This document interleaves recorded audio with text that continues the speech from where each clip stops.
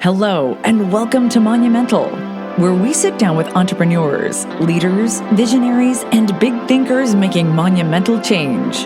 Here's your host, Evan Holiday.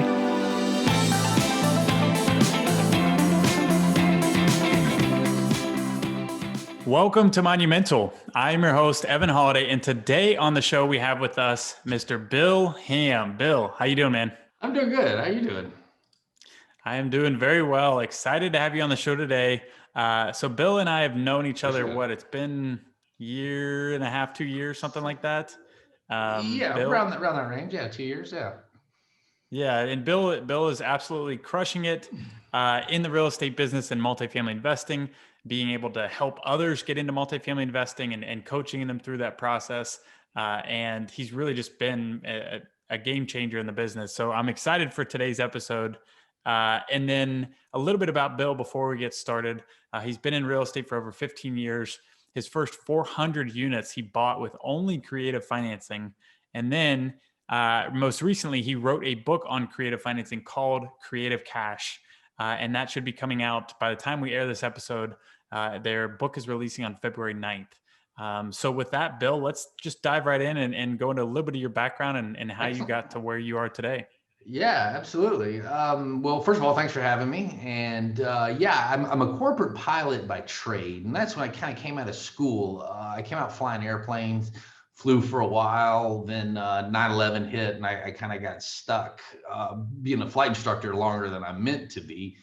Moving on, flew airplanes for a while. My very first real estate deal was a duplex, and it was cash flowing an entire $300, and I'd saved up 10 grand, and that's what I just walked away from aviation with 10 grand, $300 a month and a dream, and fell flat on my face very shortly afterwards. Was not as smart as I thought I was, so figured that part out, and no, put in a lot of hard work and flipped houses for a while. I was in the single family business for a while, flipping and doing that, and that's how I made money. And then just started building a portfolio. Started small, and it just over time it got bigger and bigger, and then I moved up into apartments. Started doing those, and again, like you said, my first 400 units had all. I never went into a bank and qualified for a mortgage, a traditional mortgage, to purchase the properties. But I did all sorts of creative financing up through there, including my very first syndicated deal. So it was a proper syndication, went out, raised money, private placement memorandum, the whole 9 yards, but we had seller financing for the debt. So I put down 25% and the seller carried back 75%. The 25% put down was all syndication, investors and investor money. So I've done all of it. That's awesome. So for you getting into real estate, why real estate for you? I saw friends of mine doing it. I don't have a great answer why real estate. I was flying airplanes, and really what I realized was the important people were sitting in the back seat. And a pilot is really important from takeoff to landing. And then about damn worthless when that airplane's on the ground. And, so I didn't realize that going into the aviation career. I thought, oh man, flying airplanes would be fun. I'm always be flying in general. No, what you don't realize is that a pilot sits in an airport for hours on end waiting for somebody to show up and go, home, James, and I'm like, ah. So I turned out to be a limo driver. I just didn't know. And so yes, flying the airplane was a lot of fun.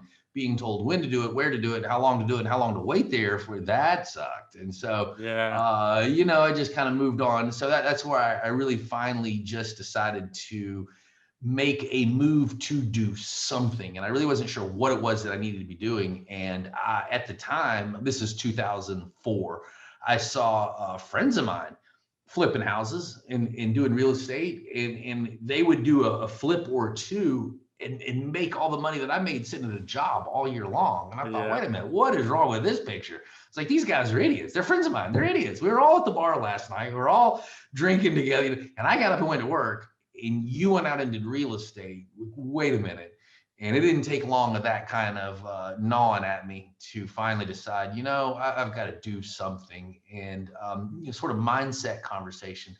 What I realized was that I had, and everyone has, sort of a bridge back to safe territory, and what I realized was the job was safe territory. That was that bridge. And so every time I would get closer to doing a deal, maybe I'd get a little nervous. It was my first deal. I don't know. I'd pull back. I'd always run back to the job. And so I realized I had to push myself out of the safe zone and make myself commit. And so that's why I left the job. Disclaimer, hey, I was like 28 years old, no kids, no wife, no dad, Yeah. The a best little time bit to easy. leave. Yeah. So I'm not recommending everyone listening to this just fly off, tell your boss to shove it, and go flying into real estate on a whim. I'm not suggesting that at all, even That though sounds that's like what I fun, did. though. Even though that's what I did. And yes, it is fun, and it was fun. But I mean, we just kind of had to take that in consideration. I really was in the right position to do that. Yeah. I love that you shared that. I mean, sometimes people find real estate or they find their career path through roundabout ways or through, ways that you don't even expect it. And sometimes it takes, kind of these mind blowing experiences where you're like, hey, wait a second, something's not adding up right. What I thought was a good path for me is no longer the right path for me. And it's totally okay to pivot. And it all honestly is life changing when you do commit and you get out of the safe zone and you do pivot to that, whatever that career path is, if it's real estate. So I love that you shared that. And then as far as taking that next step and getting into multifamily investing and creative financing, what for you, like why was it creative financing? You said 400 units were creatively financed. Why creative? Pure necessity. I had no money, no experience, and no credibility. So how else do you think I'm gonna go out and close the deal with nothing? Really. I had just quit the job, didn't have money, didn't have experience, and so what I learned, what I did was to survive and to build a business any way I could. That's the answer. And at the time, now I sit here and look back and say, oh, I did a lease option, I did seller financing, I used creative financing. Yeah, at the time I didn't know anything about creative financing. I was just out getting deals done any way I could. Yeah. And so the answer is what I was doing was creating problem solving offers. And that is the key to creative financing. I'd go out and I'd find somebody that had an issue. I like that. Yeah, they had some kind of problem. Either they personally, the seller had a problem, or the asset had a problem, or the seller had a problem because the asset had a problem, and I would identify this issue and then say, okay, how can I solve this seller's problems while exchanging what I have for what they have? Well, what did I have? Sweat equity. So I had to find people that my sweat equity and ingenuity and labor was the solution to their problem. And then I just learned how to trade. Now that's a lot easier said than done, because anybody can say, oh, well, gee, I'll carry out your trash. I'll take the luggage. You just give me real estate and I'll go do hard work. Yeah, well, it's not that easy. The catch now is to be able to analyze that deal, understand the problem, and create an offer that's strategic enough to actually accomplish it. And that's one of the big subjects I teach in the book. It's what I call the SPY technique. And that stands for seller, property, you. That is in the order in which you need to analyze and solve problems. Most people screw up and they look at what do they need? And then they say, okay, maybe let's look at the property and see what the property needs. And then the seller is an afterthought.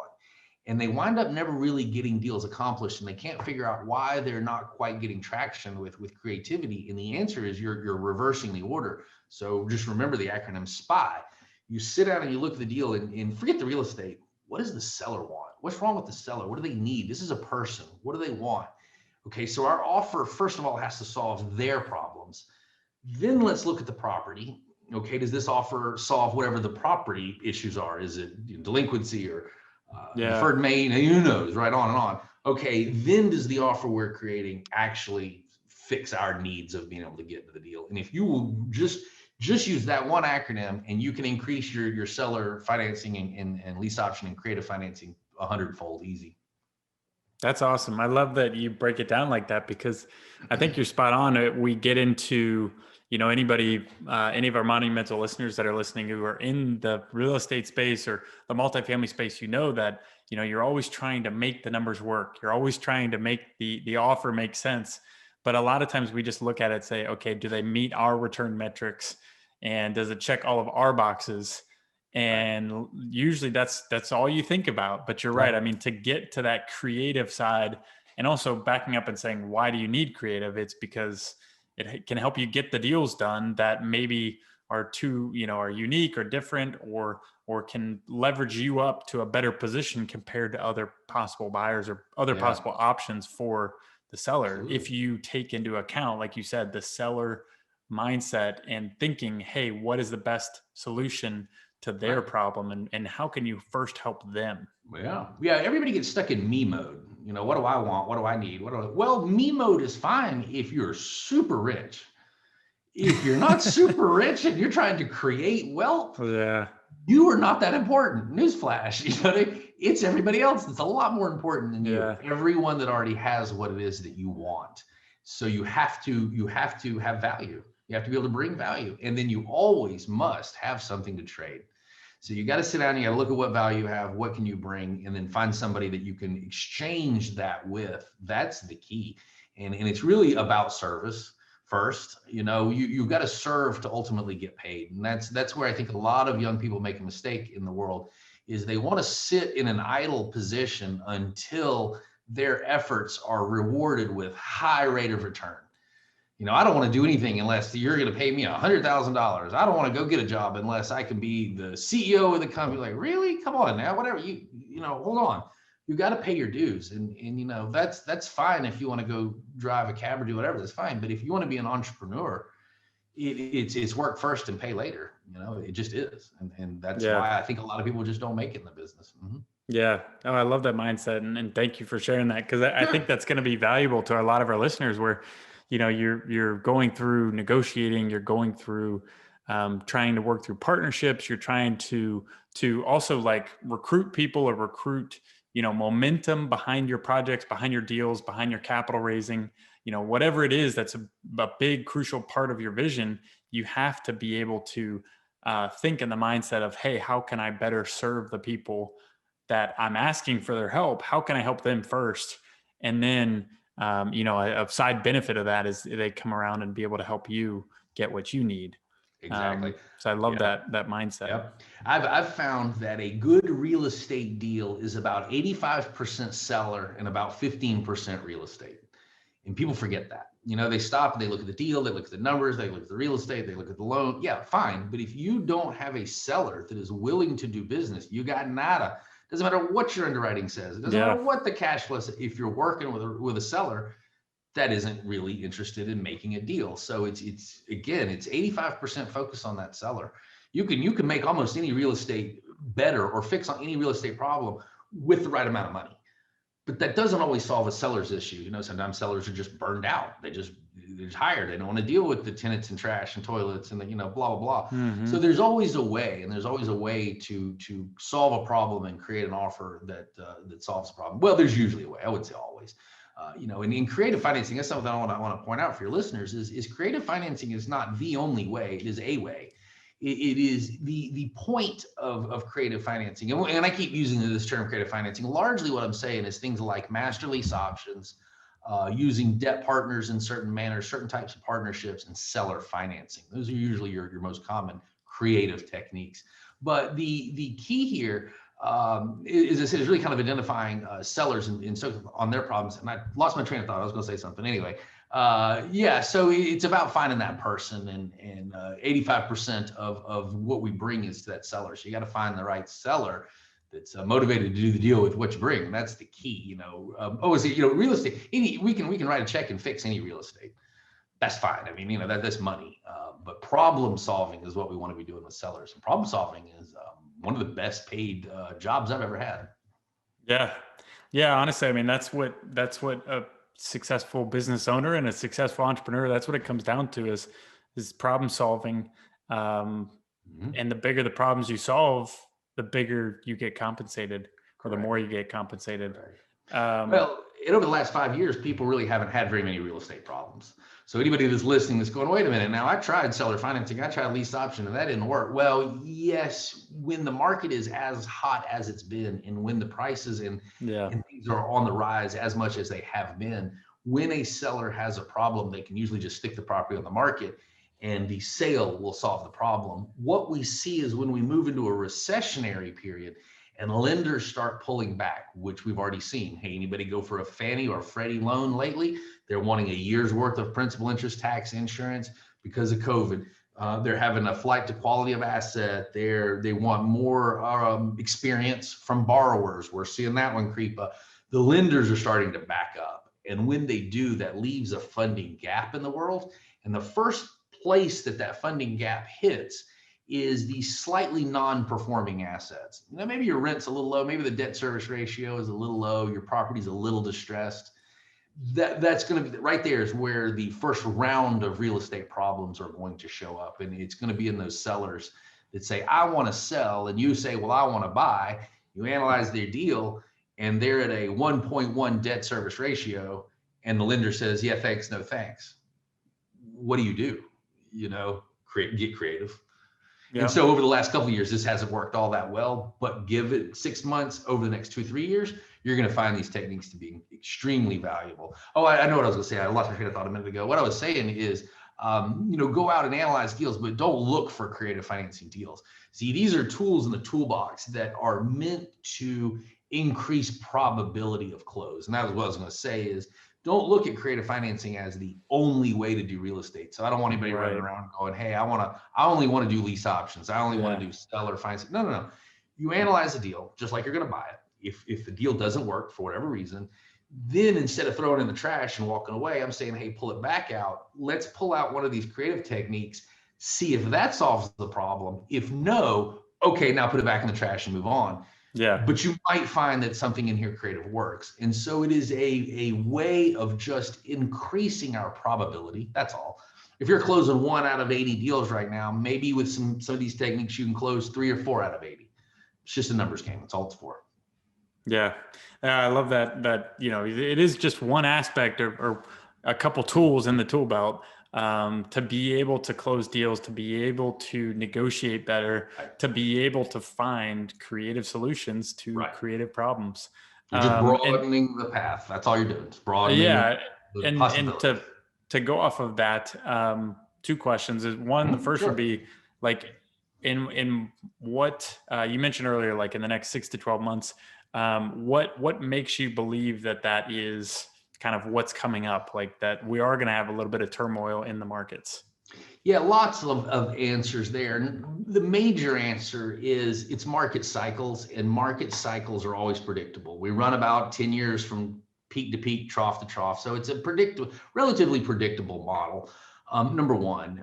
Number two, why right now am I saying that? Well, because I'm seeing lenders start to pull back.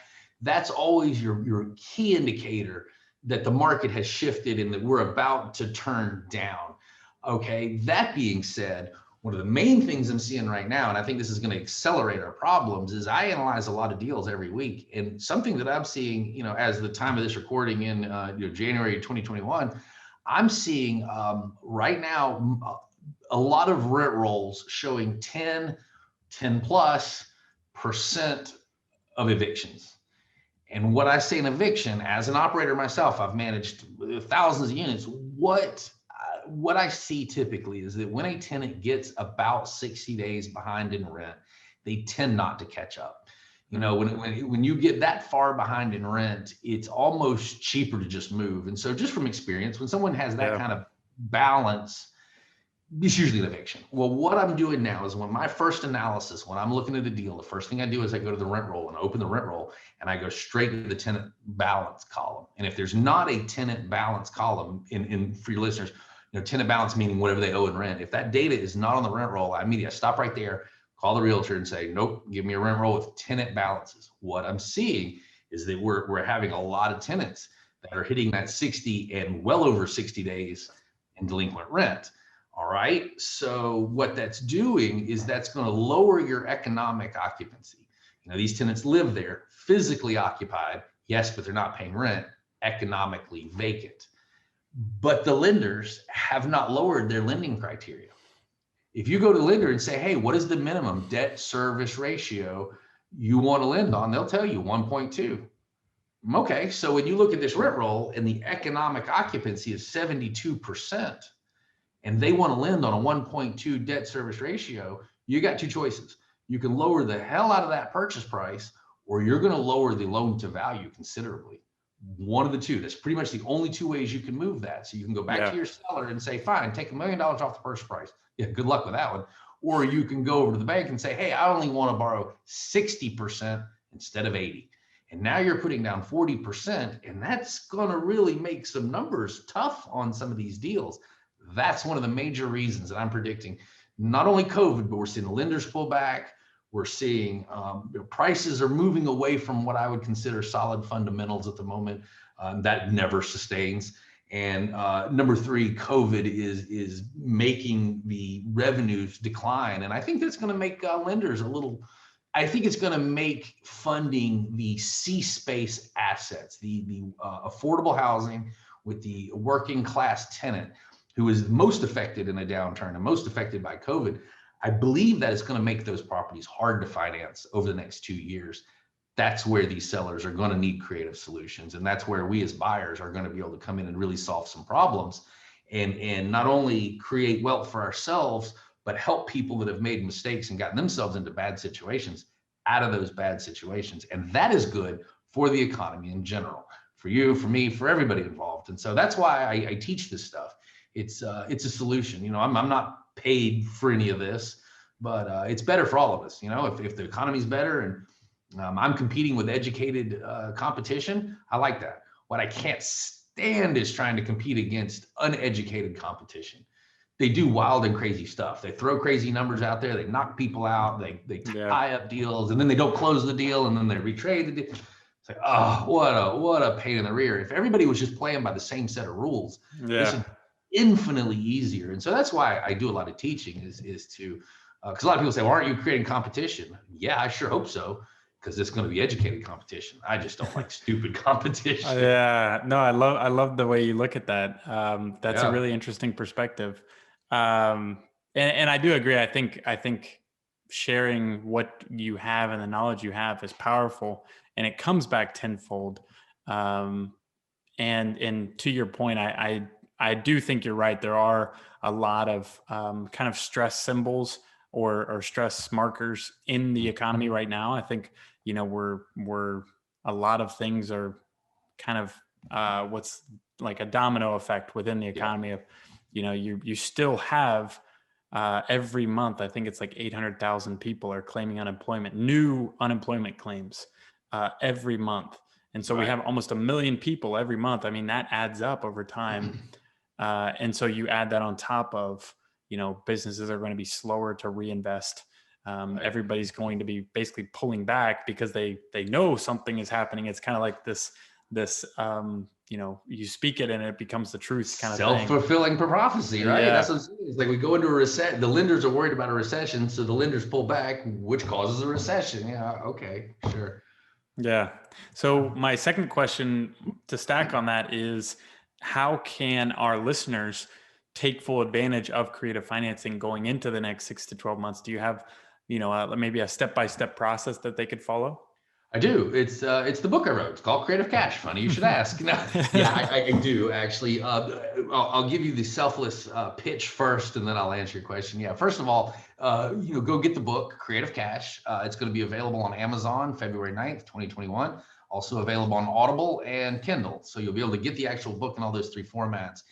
I also have a full masterclass, a downloadable masterclass, and that is on at creativeapartmentdeals.com. So if you want to get the book and the masterclass, go over to creativeapartmentdeals.com. You're going to get a lot more information out of the masterclass than just the book. So besides all that,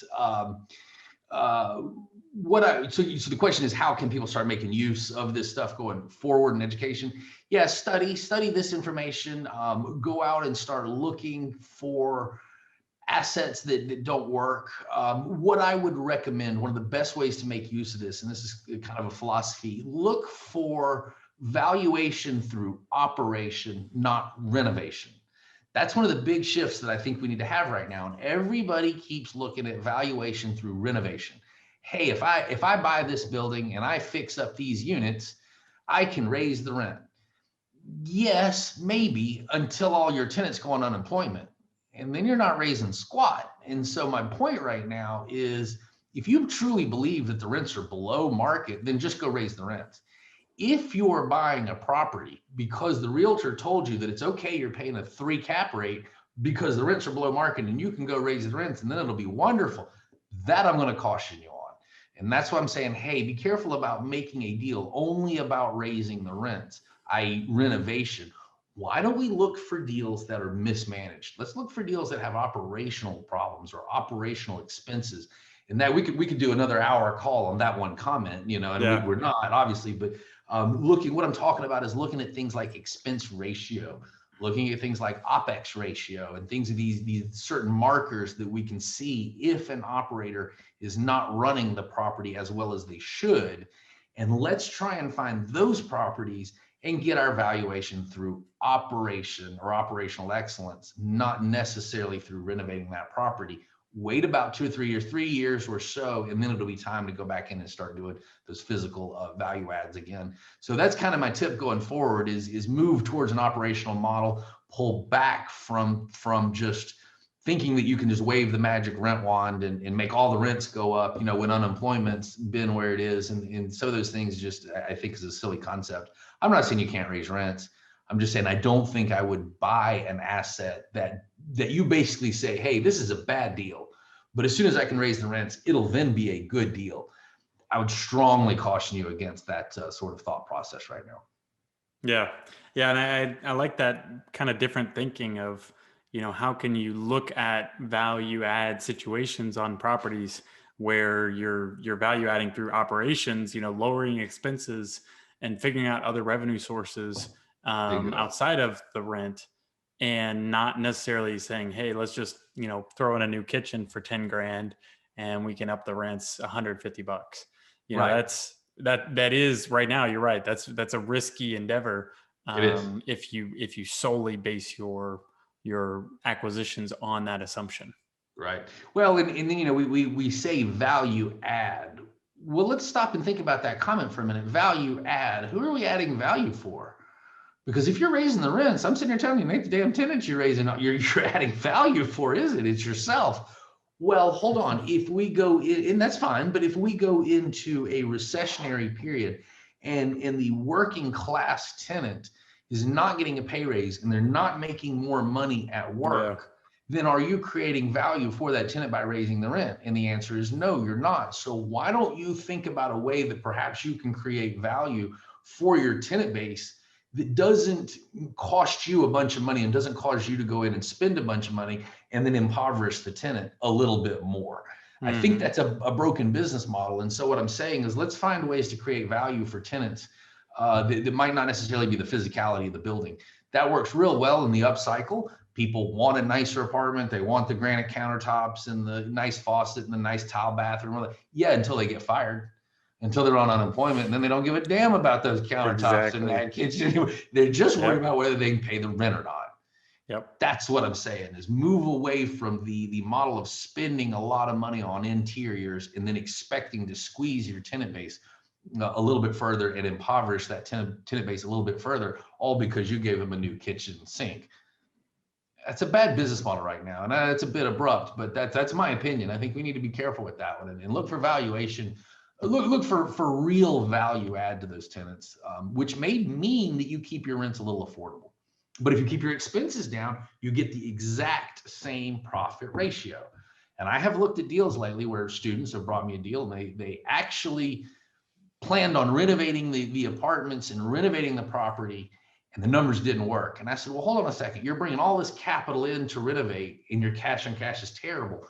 What if you don't do anything? What do you mean? We have to renovate, right? We have to. No, what if you do nothing? And they went back and reanalyzed the deal by pulling all of the cash out that they were going to bring in from renovations. The property made plenty of money. They were renovating it into a negative situation. And I'm like, see, there's that mindset of we must renovate, we must raise rents. And these students went right in and immediately assumed that had to be done and killed their own deal. The deal was a fine deal. It didn't need to be renovated. Yeah. But because the realtor sat there and said, oh, the rents are low, they just bought in, they just started drinking that Kool-Aid. and that wasn't a good idea. They wind up actually buying the deal and didn't renovate, and it's been a great deal ever since. So I'm saying awesome. we need That's a a great paradigm. Right. We need a paradigm shift in our thought process right now. The world's changing, and we need to as well, or you're going to get left behind.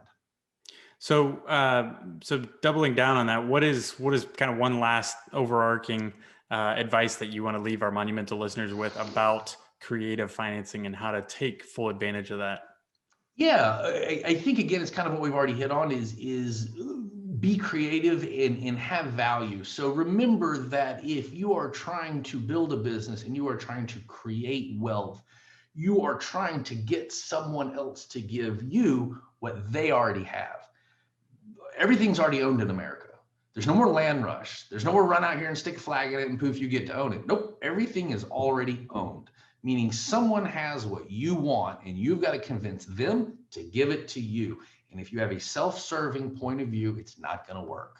That doesn't pay well. Solve problems for other people. That's the number one thing you can do. And that has to do with anything in business, anything in money, not real estate, all businesses. It's about problem solving. So you really want to kind of learn your own value and then learn how to exchange that value. That's what I would say.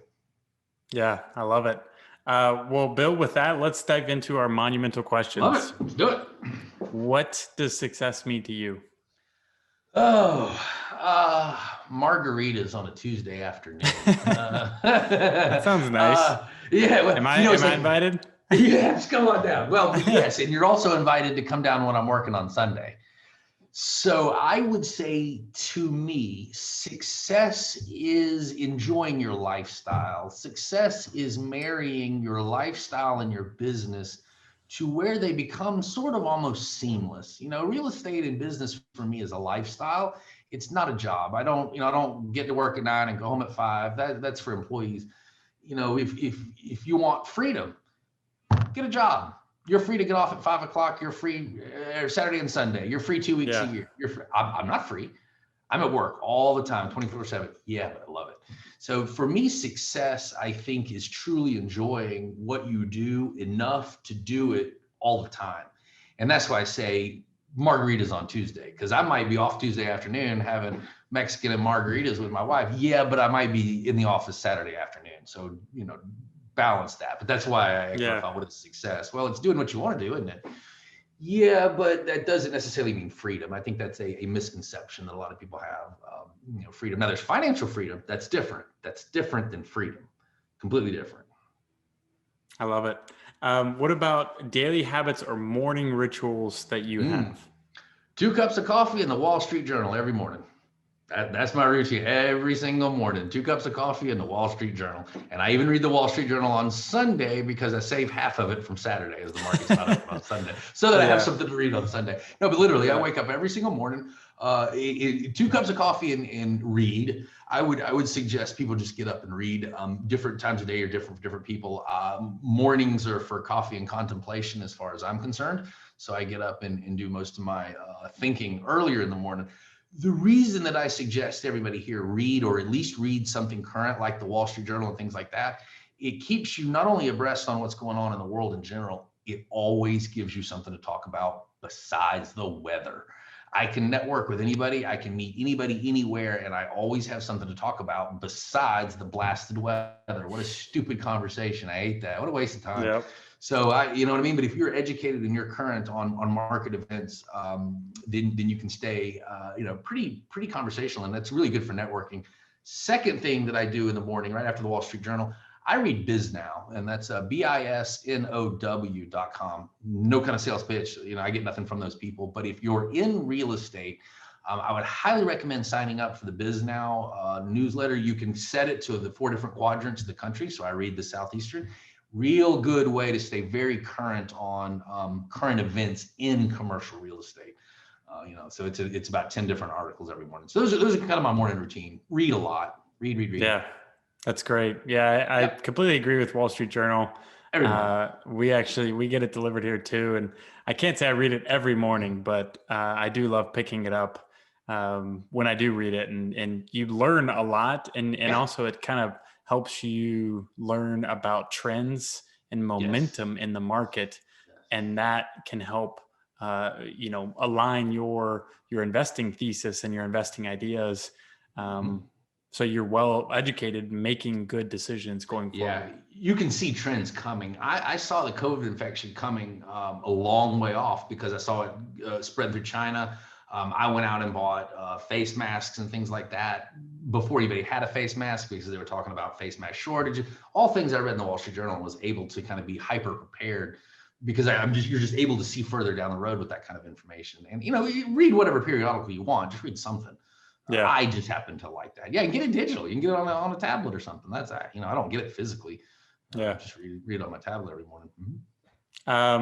Last question: what about favorite book or book you are currently reading? Book. Well, that's a long question. I didn't know you were going to ask a question, but I do have actually literally a whole pile of books sitting right here that I'm reading all the time.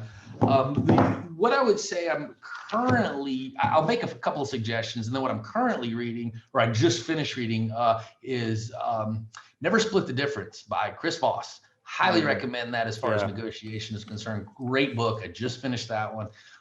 Actually, let me rephrase that. I just finished that one for the second time. I went through that one twice in a row. So love Chris Voss, love his work. That's a book on negotiation, if you're not familiar. That's the one, to answer your question directly, that I just finished. But gotta keep this one around. That probably looks backwards, but Sun Tzu, Art of War. This is a classic. I keep this. I did not know you were going to answer the question. True statement. I have this on my desk at all times. And then one right behind that one, gotta have The Prince. These two are probably some of your best business books ever written right here. These two. If you want to know how to use The Prince or either one of these as far as translating them into creativity in real estate, hey, give me an email. I'll talk for hours on that. But I strongly recommend The Prince and the Sun Tzu, The Art of War. I got a buddy of mine sent me this one, The Operators. That's a really old classic book on some CIA people. I kind of like CIA war type stuff. I'm taking some shooting classes, not to defend anybody, but I personally like guns. I like going out and shooting as a hobby, not hunting or anything like that, but just shooting. So I'm reading How to Shoot like a Navy SEAL. So that's a good one. These just happen to be the ones that are on my desk right now. I love it. Right now, when you ask the question, give me a minute. I've probably got a few more. We'll have a whole nother episode on Bill's library. Just on bugs. Yeah, there you go. Yeah, that'll take a while. Yeah.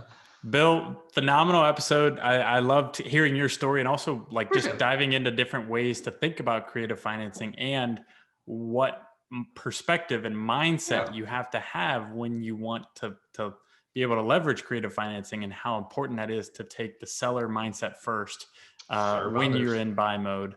Yep. Thank you for sharing all that, Chris. Sure. Phenomenal episode. Where can our followers reach out to you, connect with you, or also find your book? Absolutely. So just easy, reach out to me personally. It's bill@gobroadwell.com. Our company is Broadwell Property Group, and you can look us up at broadwellpropertygroup.com. So if you have any interest in joining my partners and I as far as investments are concerned, just reach out to us at broadwellpropertygroup.com. Bill@GoBroadwell Property Group, or bill@GoBroadwell is my email. And then, of course, the book will be on Amazon, Kindle, and Audible. And the website for the book and the Creative Cash course is creativeapartmentdeals.com, and you can get our masterclass there. So yeah, any questions, thoughts, comments, anything, love to hear it. I love talking real estate, and so hit me up and we'll chat. I love it. Guys, take Bill up on that. He is full of value. And obviously, as he said, he really wants to just serve and help other people like yourself. Also, if you enjoyed today's episode, please make sure to share it on social media, share it with a friend, let people know you're listening, let people know you enjoyed today's episode. And also do not forget to subscribe, rate, and review on iTunes or wherever you're listening today. That really helps us grow our audience and grow our impact with Monumental. And guys, with that, have a monumental day.